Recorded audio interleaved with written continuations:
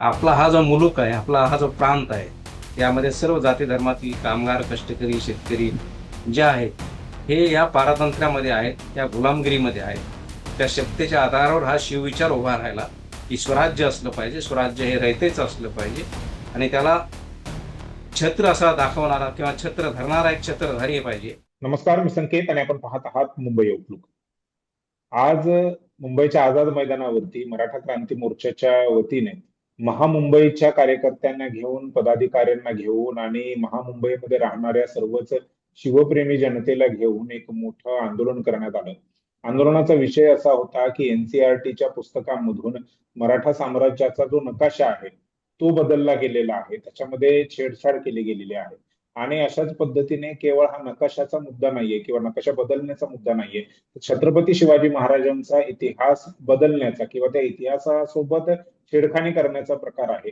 आणि हा संताप अनावर होऊन आज मोठ्या संख्येने शिवप्रेमी जनता जी आहे ती मुंबईच्या आझाद मैदानावरती आंदोलनासाठी सहभागी झाली होती. त्या आंदोलनामध्ये ऍडव्होकेट आशिष राजे गायकवाड हे देखील सहभागी झाले होते. आशिष राजे गायकवाड हे सयाजीराजे गायकवाड यांचे म्हणजे अगदी रक्तातले नातेवाईक आहेत, त्यांचे वंशज आहेत. गायकवाड साहेब, मुंबई आउटलुक मध्ये तुमचं स्वागत आहे आणि धन्यवाद की जय तुम्ही शिवराय. आम्हाला वेळ दिला. आजचं जय शिवराय. आंदोलन जे होतं त्या संदर्भामध्ये मला असं वाटतं की सुरुवातीला आपण ती माहिती दिली पाहिजे की का आंदोलन होतं, कशासाठी होतं, काय मुद्दे होते. या आंदोलनाची पहिली दिशा संकेत जी आपल्याला सांगू इच्छितो, की एनसीईआरटीने मागच्या जून-जुलैमध्ये अ, हा नकाशा बदलण्याचा घाट घातला. हा नकाशा हा जो सीबीएसईच्या 8वीच्या पुस्तकात होता, हा जाणीवपूर्वक 2 भाषांमध्ये पूर्वी काढला. हिंदी, उर्दू आणि आता इंग्लिशमध्ये पण त्यांनी काढून टाकलाय. या 3 भाषांमध्ये जो इतिहास शिकवला जातो राज्यामध्ये, देशामध्ये, सीबीएसईच्या 8वीच्या विद्यार्थ्यांना, हा नकाशा म्हणजे आपल्या सर्व मराठ्यांच्या म्हणजे मराठा म्हणजे कोण हे आधी आपण समजून घेतलं पाहिजे, की बरं. मराठा हा जो त्यावेळी छत्रपती शिवरायांनी या मावळ खोऱ्यातील सर्व देशमुखांना, सर्व जाती धर्मातल्या 18 पगड जातीतल्या बलुतेदारांना एकत्र आणून या रायरेश्वरावर जी शपथ घेतली, की हे रयतेचं राज्य असलं पाहिजे, जे जिजाऊंनी विचार दिले. आपल्याला कल्पना असेल, की आपल्या ह्या महाराष्ट्रावर, या देशावर परक्यांचे अनेक अशी आक्रमणं झाली आणि हा हा देश, हा हिंदुस्थान, हा परकीयांच्या आक्रमणामध्ये आणि बऱ्याचशा अनादिकालापासून साधारण 1200 शतकानंतर हा गुलामगिरीचा एक भाग असा बनला होता. परंतु ह्या गुलामगिरीला झुगारलं पाहिजे, याची संकल्पना शहाजीराजे आणि जिजाऊंनी त्यांच्या मनात मांडली. पेमगिरीवर संगमनेर तालुका, जिल्हा अहिल्यानगर, आपल्याला कल्पना असेल तिथे जिल्हा आहे. जिथे महाराजांचा कोटामध्ये आपण म्हणतो जन्म झाला. त्यानंतर त्यांचा जन्म तिथे शिवनेरीवर किंवा चाकण या भागामध्ये झाला. तर या ठिकाणी त्यांनी दोघांनी शपथ घेतली ना, पती-पत्नींनी, की आपला हा जो मुलूक आहे, आपला हा जो प्रांत आहे, यामध्ये सर्व जाती धर्मातील कामगार, कष्टकरी, शेतकरी जे आहेत, हे या पारतंत्र्यामध्ये आहेत, या गुलामगिरीमध्ये आहेत. मग आदिलशाह असेल, मुघलशाह असेल किंवा तत्कालीन जे तिथले हे सगळे शहा होते, या सर्वांना कुतुबशहा या सर्वांना झुगारून द्यायचं असेल, तर आपलं स्वतःचं रयतेचं राज्य आणलं पाहिजे आणि सर्वांना स्वाभिमान आणि त्यांचा जो स्वाभिमान हरवलेला आहे किंवा त्यांना ही संघर्षाची एक त्यांना कलाटणी दिली पाहिजे आणि सर्वांचं हे राज्य असलं पाहिजे. अबालवृद्धांचं जे महिलांवर त्यावेळेस अत्याचार होत होते आणि सगळं लुटून नेलं जात होतं, तर ही लुटालूट त्यांना या साम्राज्याची उलथून लावायची होती आणि याकरता त्यांनी ती शपथ तिथे घेतली.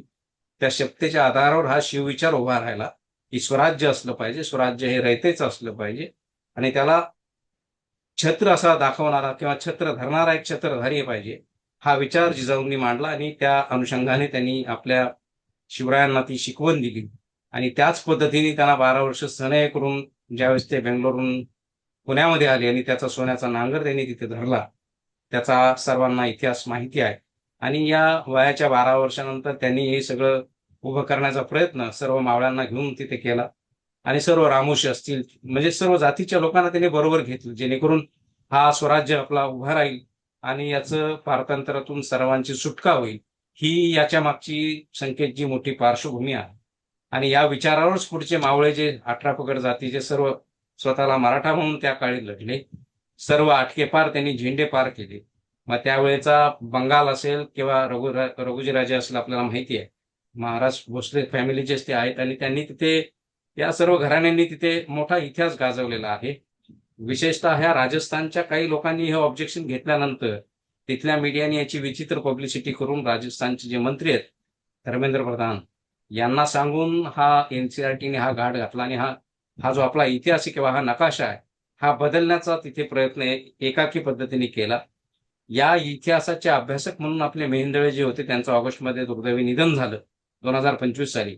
त्यानंतर सप्टेंबरमध्ये हा बदलण्याचा घाट तिथे या वर्षीच्या अकॅडमिक इयरसाठी त्यांनी तो केला आणि तो प्रयत्न त्यांनी कोणतीही या बाबतची माहिती अभिलेख न तपासता केलेला आहे. असं आपलं या संदर्भात आपण मुदोजीराजे असतील, जे भोसले रघुजीराजे घरातले आहेत आपल्या नागपूर फॅमिलीचे, त्याच्यानंतर शिवाजीराजे जाधवराव असतील जे आपल्या जिजाऊंच्या घरातले आहेत, बुलढाणा सिंदखेड राजा, आणि त्याच्यानंतर इथले रघुजीराजे आंग्रे असतील जे त्या आंग्रे फॅमिलीचे आहेत. त्या तिघा चौघांना आम्ही एकत्र येऊन आणि बरेच 2-3 इतिहासकार असे 9-10 जण मिळून आम्ही कुणाल मालुसरे असतील जे मालुसरेंचे 13वे वंशज आहेत, आणि या सर्वांना बरोबर घेऊन आपण त्या याचिकेचा अभ्यास पूर्ण अशी मांडणी तिथे केली. आपण त्याच्यात मिडिवल इतिहास असेल किंवा अर्ली मॉडर्न हिस्ट्री असेल, या 1592 पासूनचा इतिहास मांडण्याचा त्या याचिकेमध्ये प्रयत्न केला. आणि केंद्र सरकारच्या या धोरणाच्या विरोधात, एनसीआरटीच्या या धोरणाच्या विरोधात ही एकाकी असा त्यांचा निर्णय आहे. या धोरणाच्या विरोधात आपण ती याचिका केलेली आहे 4 मे 2026 रोजी. मुदोजीराजे हे तिथले पहिले पिटिशनर आहेत आणि हा एक प्रयत्न होता आंदोलनाच्या माध्यमातून की महाराष्ट्राच्या या जनतेला कळायला पाहिजे की नेमकं एनसीआरटीने केलंय तरी काय. म्हणून हा जनाक्रोश मोर्चा महाराजांच्या सांगण्यानुसार आपण नकाशा बदललाय तर म्हणजे नेमकं काय बदललंय, त्यांनी काय बदल केलं? यांनी नकाशा जो मराठा एम्पायरचा तिथे होता नंबर 71 वर, तो त्यांनी त्याच्यातून काढून टाकलाय, वगळलेला आहे. तो आपल्याला परत रिस्टोर करण्याची आपली याचिकेमध्ये मागणी आहे. आणि त्याच्या संदर्भातलं कोणाचा वगळण्याचा किंवा काय ऍड करायचं असेल तर आपण त्याच्यात एचपीसी हाय पॉवर कमिटी नेमून या एनसीआरटीने पुनश्च त्याचा अभ्यास करूनच काही गोष्टी तिथे केल्या पाहिजेत असं आपली याचिकेत मागणी आहे. आणि हा रिस्टोर करावा किंवा याचं पुनर्स्थापित करावं अशी आपली मागणी. त्याच पद्धतीचं निवेदन ज्यावेळेस हे आंदोलन आमचं तिथे चालू होतं तर सरकारचे प्रतिनिधी म्हणून माननीय भोयर साहेब जे राज्यमंत्री आहेत, शिक्षण राज्यमंत्री, याची पार्श्वभूमी पण अशी आहे की मार्चमध्ये संकेतजी आपल्याला आठवत असेल अधिवेशन झालं आणि या अधिवेशनामध्ये माननीय आमदार नितीनजी राऊत, श्री वंजारी साहेब, त्याच्यानंतर माननीय आमदार सतेज पाटील, बंटी पाटील जे आपले कोल्हापूरचे आहेत, आणि त्यांनी अत्यंत गांभीर्याने हा प्रश्न तिथे विधानसभेमध्ये आपल्या सभागृहामध्ये या मंत्रिमंडळातील या शिक्षण मंत्र्यांना हा विचारला, महाराष्ट्राच्या जनतेतर्फे हा जाब विचारला की तुम्हाला असा एकतर्फी एककली निर्णय जो केंद्र शासनाने या एनसीआरटीच्या बाबतीत किंवा एनसीआरटीने हा नकाशा काढण्याच्या बाबतीत मराठा एम्पायरचा सीबीएसईच्या ह्या 8वीच्या पुस्तकातून असा अधिकार यांना कुणी दिला. 3 भाषांमध्ये हा खरं तर हा इतिहास शिकवला जातो संकेतजी. इंग्लिश असेल, एक हिंदी असेल आणि एक उर्दू असेल. शिक्षण घेण्याचा, खरा इतिहास जाणून घेण्याचा ह्या प्रत्येक बालकाचा, या विश्वात येणाऱ्या प्रत्येकाचा तो अधिकार आहे असा आपण याचिकेत मांडलेला आहे. आणि तो अधिकार असा तुम्हाला एकतर्फी कोणाच्या सांगण्यावरून काढता येणार नाही. इतिहास हा इतिहास असतो, तो वाईटही असतो आणि तो चांगलाही असतो. त्यामुळे इतिहास मांडण्यासाठी किंवा इतिहास काढून टाकण्यासाठी नसतो, तो इतिहास सांगण्यासाठी असतो. इतिहासातून आपण सर्वांनी बोध घ्यायचा असतो, इतिहासातून आपण प्रेरणा घ्यायची असते, इतिहासातून आपण शिकायचं असतं. आणि तुम्ही असं शिक्षण जर अर्धवट विद्यार्थ्यांना देणार असाल तर येणारी पिढी संकेतजी नक्कीच आपल्याला माफ करणार नाही. हा केवळ मराठ्यांचा इतिहास काढला असं मी म्हणणार नाही, कारण मराठ्यांचा हा इतिहास म्हणजेच तुम्हाला मागाशी मी सांगितलं, हा या 18 विश्व दारिद्र्य किंवा गुलामगिरीत गेलेल्या ह्या पारतंत्र्याविरुद्ध जे स्वातंत्र्याचं हे खरं युद्ध महाराजांनी, जिजाऊंनी घातलेल्या स्वप्नांच्या बाबतीत जिथे चंद्र सूर्य तारे असतील, जिथे त्यांचा प्रकाश पडेल अशा भूतलावर स्वराज्य असलं पाहिजे, म्हणजे त्या प्रदेश आपल्या ताब्यात असला पाहिजे हा विचार नव्हता, तर त्या प्रदेशावर स्वराज्याचा विचार असला पाहिजे. तिथल्या लोकांना, तिथल्या जनतेला, तिथल्या आया बहिणींना ती जागा आपली आहे, तिथे आपल्याला कुठला धोका नाही इथे आपण खेळू शकतो, बागडू शकतो, आपला व्यवसाय करू शकतो, आपलं काम करू शकतो, आपलं अर्थार्जन करू शकतो किंवा आपले विचार मांडू शकतो. याला तिथे रयतेचं राज्य किंवा याला स्वराज्य असं म्हणतात माझ्या भाषेत. जो त्या काळी रचलेला हा अष्टप्रधान मंडळ असलेला स्वतः स्वयंघोषित असा हा हिंदुस्थानातला नव्हे तर अखंड आशिया खंडातला हा राजा, जो या दिल्लीच्या तख्ताला सुद्धा इथे महाराष्ट्राच्या दगडधोंड्यातून आवाज देत होता, ज्याने औरंगजेबला घाम फोडला होता. औरंगजेब सुद्धा तिथे हादरला होता ज्यावेळेस त्याच्या दरबारात त्याला सांगण्यात आलं की हुजूर मराठी आ गए हैं. तर ही जी दहशत होती, ही आदरयुक्त दहशत होती. दुश्मनाला किंवा त्या विरोधकाला सुद्धा असं वाटायचं की मराठी म्हणजे एक शक्ती नाही, एक दैवी शक्ती आहे आणि ह्या दैवी शक्तीला रोखण्याची ताकद कोणामध्ये नाही. त्यामुळे हा देशाचा नव्हे, हा संपूर्ण जगाला आदर्श असलेला इतिहास आहे, जो नुसता महाराष्ट्रात किंवा नुसता या हिंदुस्थानच्या ज्या राज्यांमध्ये हा इतिहास शिकवला त्यांचा इतिहास नसून, हा आदर्शवादी इतिहास हा जगातल्या प्रत्येक भाषांमध्ये तिथे शिकवला जातो अशी आमची माहिती आहे. त्यामुळे हा आदर्श इतिहास मिटवण्याचा हा प्रयत्न केंद्र सरकारच्या एनसीईआरटीने घातलेला आहे. हा जो घाट घातलेला आहे तो हाणून पाडण्यासाठीचं हे आज जन आक्रोश आंदोलन होतं आणि त्या संदर्भात ज्यावेळेस त्यांचं शिष्टमंडळ जेव्हा मुख्यमंत्र्यांच्या माध्यमातून तिथे आलं, त्यावेळी यांचं शिष्टमंडळ गेलं, त्यातही मी होतो. तिथे त्यांना निवेदन देण्यात आलं मुख्यमंत्र्यांना मंत्रालयामध्ये आणि त्यांनी त्याचं आश्वासन दिलं की ते नक्कीच या विषयाचा पाठपुरावा तिथे केंद्र शासन तसेच केंद्रीय शिक्षण मंत्री यांच्याकडे करतील आणि नक्कीच हा जो गेलेला आपला नकाशा आहे, जे आपलं अस्तित्व आहे मराठ्यांचं, या मायभूमीमध्ये या हिंदुस्थानामध्ये जे इतिहासकार होऊन गेले किंवा हे जे लढणारे मराठे होऊन गेले, यांनी तिथे प्रत्येक मातीमध्ये आपलं रक्त सांडलेलं आहे आणि त्याचा एक कुठेतरी परिपाक म्हणून आपण हा लढा उभा केला आणि नक्कीच त्याला यश येईल असं मला वाटतं आणि तो मोदोजीराजे भोसले असतील, शिवाजीराजे असतील किंवा अंग्रेजी असतील यांच्या माध्यमातून आपण तो या मराठा क्रांती मोर्चाचे तुम्ही सर्व याचिका आमचे दाखल मुंबईचे केली असं संघटक देखील असतील. म्हणालात.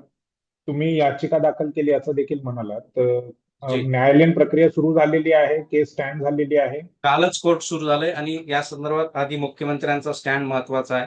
मध्यंतरी तुम्हाला मी आत्ताच सांगितलं की मार्चमध्ये ज्या अधिवेशनात हा प्रश्न उपस्थित केला, आमदार नितीन राऊतजी असतील, वंजारीजी असतील किंवा आपले कोल्हापूरचे सतेज पाटील, बंटी पाटील असतील, यांनी तो प्रश्न उपस्थित केला. त्याला उत्तर देताना त्या तत्कालीन जे आपले मंत्री होते तेच आज आले होते आझाद मैदानामध्ये राजे मोदोजी राजे यांना भेटायला आणि त्यांनी त्याचं आश्वासन दिलं सभागृहामध्ये.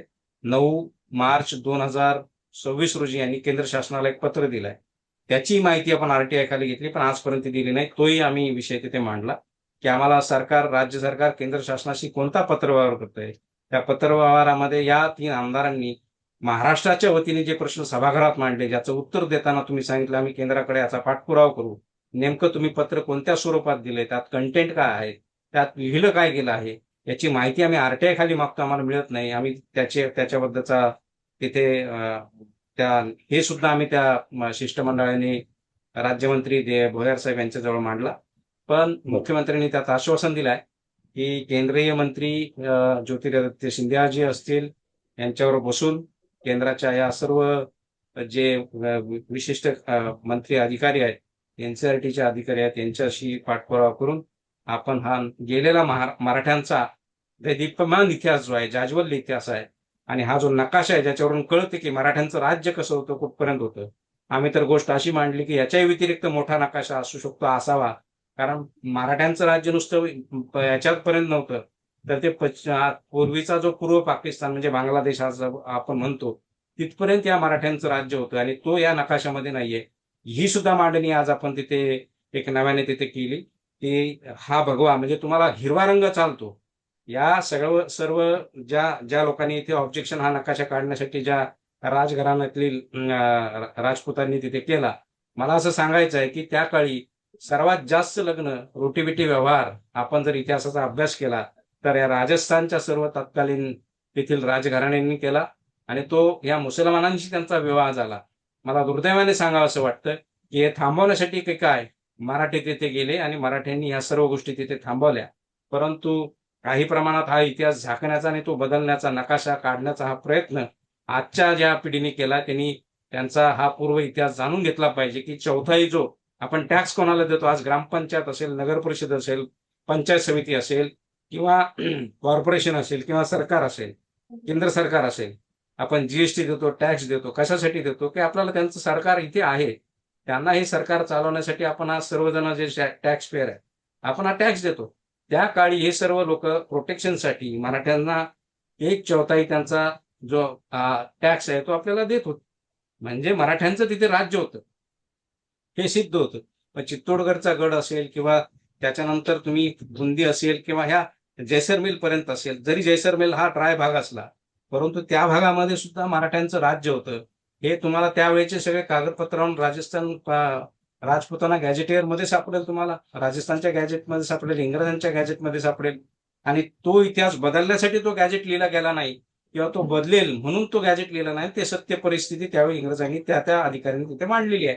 त्यामुळे तुम्हाला हे म्हणावं लागेल की मुघलांचं इथे राज्य नव्हतं. जर तुम्हाला हा नकाशाच जर मान्य नसेल, काढायचा असेल, मग तुम्हाला हेही मान्य करावं लागेल. तुम्ही लग्न केलं, तुम्ही तिथे 42-52 लग्न तिथे म्हणजे राजपुतांच्या मुलींचे तिथे तुम्ही दिली किंवा तुम्ही असं सांगितलं आम्ही तुम्हाला 150 सुंदर मुली देऊ, म्हणजे हे तुम्हाला तिथे डिनाय करावं लागेल. परत तुमचा इतिहास हेही डिनाय करावा लागेल की इंग्रजांचं आणि ब्रिटिशांचं या भारत देशावर 130-140 वर्ष राज्य नव्हतं किंवा 199 वर्ष राज्य नव्हतं. हे तुम्हाला सांगावं लागेल तिथे. आणि मराठ्यांकडून इंग्रजांनी राज्य घेतलेले याचे पुरावे आहेत. म्हणजे या सर्व गोष्टी पाहिल्यानंतर मराठ्यांचं राज्य या देशावर होतं हे तुम्हाला आम्हाला कोणालाही अमान्य करता येणार नाही. आणि मराठे म्हणजे काय संकेतजी मी तुम्हाला सांगितलं, 18 पगड जातीचे सर्व मराठे मावळे त्यांना आम्ही मराठा म्हणतो. म्हणजे लढणारी जी नाही पण आता हे पुढे काय म्हणजे आजचं ती एक तुमचं विषय आंदोलन घेऊन झालं ते तुम्ही. लढले होते. हा. ते विषय घेऊन लढले होते की रयतेच राज्य आणायचंय. त्यामुळे त्यातल्या प्रत्येक आबालवृद्धाला वाटायचं की छत्रपती जगले पाहिजेत. हा छत्रपती आपला आहे. त्याच्यासाठी मरण पत्करणारी ही लोक होती. म्हणजे त्या नाही विचारापुढे मरण गायकवाड साहेब, मला पत्करणारी लोक. मला म्हणजे महाराजांचा इतिहास आता पुन्हा सगळं म्हणजे एका ह्या चर्चेमध्ये सगळा महाराजांचा इतिहास सांगता येईल हे काही शक्य नाहीये. मला तुम्हाला पुढचा प्रश्न विचारायचा आहे की आता आजचं तुमचं आंदोलन झालं, तुम्ही कोर्टात जाण्याची तयारी करत आहात, सरकारकडून तुम्हाला काही आश्वासनं देण्यात आलेली आहेत. आता पुढे काय, आश्वासनाची वाट बघणार ते पूर्ण होण्याची, की काय तुम्ही तुमची रणनीती आखत आहात? असं आहे की संकेतजी, आपण सर्वच गोष्टी न्यायालयात जाऊन सोडवायलाच पाहिजे असंही काही नाही. बरोबर. परंतु तुम्हाला पर्याय नसतील तर तुम्हाला न्यायालयात जावं लागेल. 4 मेलाच आपण ही याचिका केली. अत्यंत अभ्यासपूर्ण ही याचिका बनवली. साधारण 95 पानाची पिटिशन आहे. मी तर म्हणतो देशातल्या प्रत्येक तरुण मंडळींनी वाचली पाहिजे. त्यात मी म्हणजे सर्व लिहिता आलं नाही कारण लिमिटेशन्स असतात. परंतु जे निर्वाळे आहेत त्याबद्दल मी लिहिलेलं आहे. आणि त्याचा म्हणजे त्याच्यात जे अरदनामा आहे किंवा या सगळ्या गोष्टी आहेत ज्याच्यामध्ये हे टॅक्स कसं दिला जायचा, कशासाठी दिला जायचा, त्याचे कारण काय आहेत. तत्कालीन तिथे हुरडा पार्टी झाली होती. त्यात मराठ्यांना विरोध करा, मराठ्यांना थोपून ठेवा, या सगळ्या गोष्टी तिथे त्या सर्व राजघराण्यांनी मांडल्या. त्यानंतर तुम्हाला पानिपतचा इतिहास माहिती असेल, तिथे सुद्धा आपल्याला मदत आणि रसद पोहोचवली नाही. हे सगळे बघत होते. मराठे तिथे लढले पानिपतमध्ये. याचं कारण असं आहे की या भूमीवर तुम्ही गैरवाजवी सरकार येऊन तुम्ही गुलामगिरी सहन करू शकत नाही. मराठा तो सहन करू शकत नाही. या देशावर फक्त आणि फक्त या मराठ्यांचं किंवा या या शिवविचाराचं राज्य असलं पाहिजे, जिथे सगळे गुन्ह्या गोविंदाने नांदतील. हा विचार म्हणजे शिवविचार आहे, जो स्वराज्य आऊ जिजाऊंनी आणि शहाजीराजांनी शिवाजी महाराजांच्या डोळ्यातून आणि स्वप्नातून पाहिलेला आहे. आपल्याला याची कल्पना आहे. त्यामुळे याला बळ देण्यासाठी किंवा मी तर म्हणतो अखंड भारताचं जे संविधान आहे ते या शिवविचारावर उभं राहिलेलं आहे. आणि कदाचित याबद्दल जर तुम्ही आंबेडकरांचे विचार ऐकले तर तुम्हाला याबद्दल कळेल. ते कोणताही पत्रव्यवहार जय शिवराय म्हणून सुरू करायचे. म्हणजे त्यांचे आदर्श सुद्धा तेच होते. ज्यांनी समाधी शोधली, महात्मा ज्योतिराव फुले क्रांतीसूर्य यांनी सुद्धा शिवाजी महाराजांना आदर्श मानलेला आहे. कारण त्या राजाने स्वतःला राजा व्हायचं म्हणून राजा झालेला नाहीये. त्या राजाला या लोकांच्या साठी राजा व्हावं लागलं. यासाठी तो पुढे आला की आपल्याला इथल्या लोकांना एक शिवविचार द्यायचा, यांना सांगायचे की हे तुमचं आहे सगळं आणि याला कोणी गालबोट लावत असेल तर मी आहे. त्यांना तो विश्वास द्यायचा, मी आहे म्हणजे माझा शिवविचार आहे. तो राजा आहे म्हणून नाही, बरोबर. तो एक शिवविचार त्या स्वराज्याच्या त्या गादीमधून सगळ्यांना त्या 32 मन सोन्याच्या त्या आपल्याला जो परवाच राज्याभिषेक झाला 353, त्यातून आपण बोध घेणार काय. आजही आपल्याला त्या राजाविषयी एवढा 400, 350, पावणे 400 वर्षानंतर आपल्याला एवढा आकर्षण आहे. त्याचं कारणच हे. आणि असं कुणी म्हणत नाही की हे चुकीचं होतं. कुणी म्हणूही शकत नाही. आपला देशच सोडा तर या परदेशातल्या सुद्धा इव्हन कराचीमध्ये आपल्या शिवाजी महाराजांच्या नावाने एक शाळा आहे. हा विचार कुठेतरी आपण मांडला पाहिजे. त्यामुळे हा हिंदुस्थान पाकिस्तान व्हायच्या पूर्वीचा आहे. आज जर आपण हे लढले नसते मराठे, तुमच्या माझ्या सर्वांच्या बांधावर पाकिस्तानची बॉर्डर असते असं म्हणायला हरकत नाही. आणि मराठे म्हणजे बरं. सगळेच लढलेत. ते त्यांच्या स्वतःच्या उत्कर्षासाठी नाही लढले, बरोबर. नाही तो ते मगाशीच विचारासाठी लढले. म्हटलं की हा इतिहास, महाराजांचा इतिहास एका चर्चेमध्ये समजून घेणं हे काही शक्य नाही आपल्यासाठी. तुमच्याही वेळेची मर्यादा आहे आणि त्यामुळे आज जे तुमचं आंदोलन झालं आणि पुढचे तुमचे जे काय आंदोलनाची भूमिका आहे, सरकार दरबारी तुमचा मुद्दा पोहोचलेला आहे, सरकारकडून तुम्हाला आश्वासन देखील आलेलं आहे. आता पुढे काय होणार? काय एनसीईआरटी आपली चूक सुधारून पुन्हा तो नकाशा रिस्टोर करणार का आणि कधी करणार? हा मूळ प्रश्न आहे. याकडे आपलं सर्वांचं लक्ष आहे. तुमचं देखील लक्ष आहे, आमचं देखील लक्ष आहे. पुन्हा आपण अशीच चर्चा करूया. तुर्तास आपण इथेच थांबतोय. नक्की. गायकवाड सर, तुम्ही वेळ दिलात त्याबद्दल आभार. धन्यवाद. धन्यवाद. जय शिवराय.